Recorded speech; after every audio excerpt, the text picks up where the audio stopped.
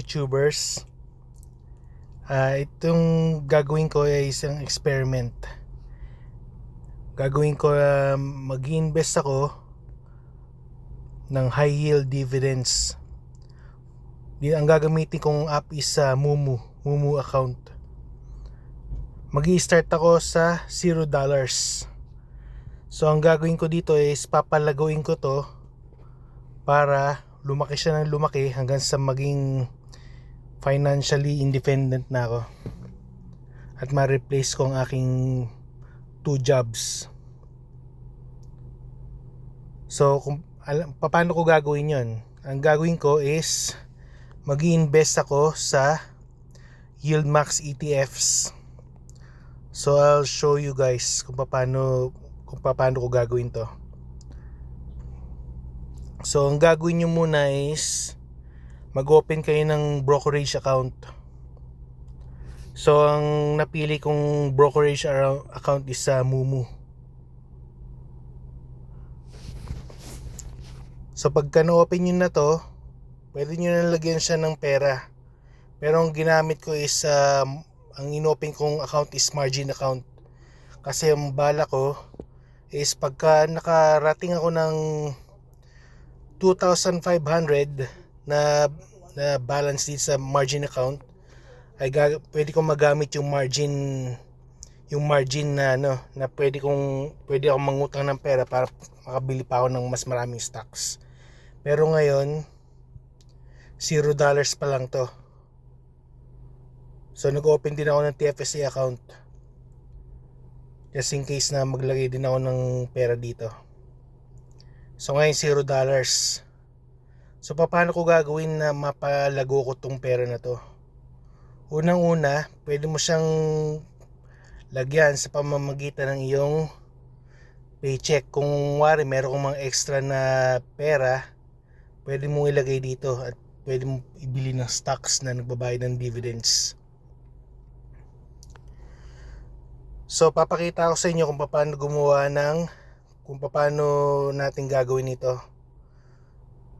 So papakita ko sa itong website.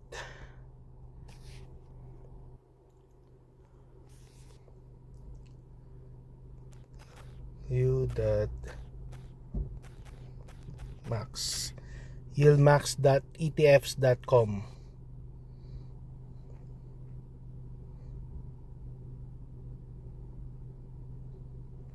So ito yung gagamitin nating dito tayo mag-i-invest, YieldMax ETFs.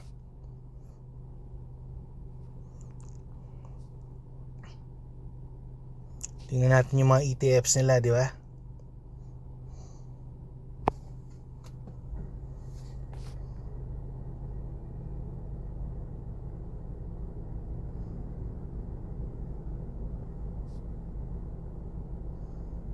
Yan yan ang ng YieldMax. Kung meron ko yung time na i-search tong website na to, yan. So maraming mga pwedeng invest na dito ng ETFs. Merong TSLY. So ang nito is Tesla. Tapos yung OARK, ito yung sa yung sa ARK Innovation. Apply is for Apple, NBDY is for Nvidia, AMZY, Amazon, FBY sa Meta options sa Facebook. So GOOY is YieldMax Google, Option Income Strategy, Coney, YieldMax Coin Option Income Strategy. NFLY, Netflix, Disney, that's Disney yan. MSFO, YieldMax MSFO yan. SOMO, XOM Income Strategy, JPMO, JP Morgan Chase, AMDY, AMD, PYPY, PayPal, SQY, YieldMax Square Option, MRNY, Moderna yan, AIYY, Yield Max AI, Option Income Strategy, YMAX. Ito yung pinaghalong, nandito na lahat ng mga funds niyan. YMAG, Magnificent 7, Misty. So marami silang mga options dito. So ang gagawin kong strategy, una ko munang bibilin siguro is itong ULTY. Ang reason kasi, itong ULTY nagko-cost lang siya ng tingnan natin dito sa aking Mumu account. So punta tayo sa market, tapos watch list. Yan ULTY. Pag bumili ka ng isang ETF na ULTY, $13.69 US. So siya sa mga pinakamurang stocks. Pero ang pinoproduce niya sa mga distribution niya, like $1 may get. So magaganda yung kanyang distribution per share. So pag marami tayong shares ng ULTY, mas mapapalago natin kagad yung pera natin. So ULTY, tapos ang bala ko pang kunin ay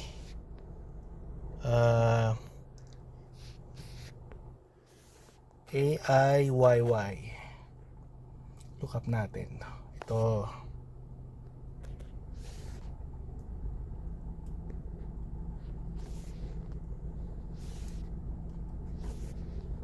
Yan 1170 lang, 1171.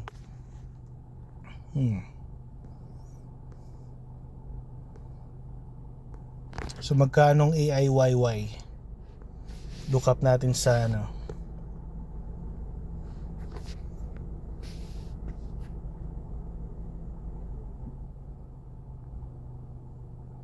look up natin ng AIYY, magkano ang bigay niya. So not bad yung niya, mura lang siya.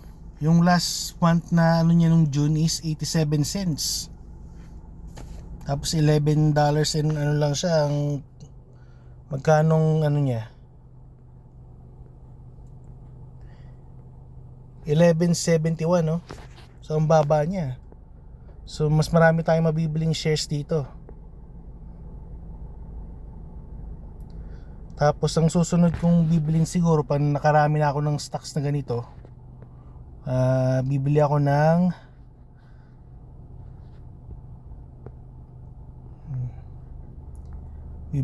ng MSTY. Kasi ito 2851 ngayong July 1. 2851, pero i-look up natin ang kung magkano distribution na ng shares.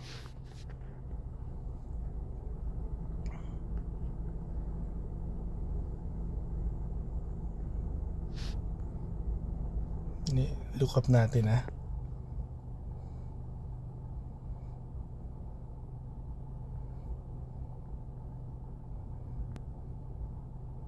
Ito mo ang yield niya, distribution rate 128.66% yield.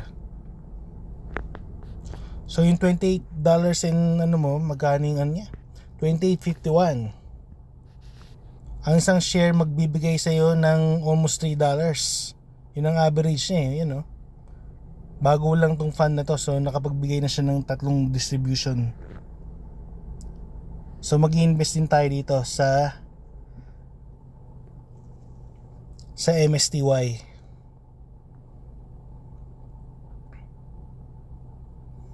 So itong 3 funds muna na to, magko-concentrate ako dito, pero ang i-concentrate ko muna is yung AIYY saka yung ULTY.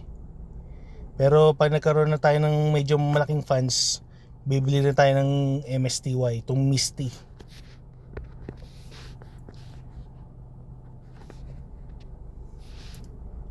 So ito lang muna ang update ko.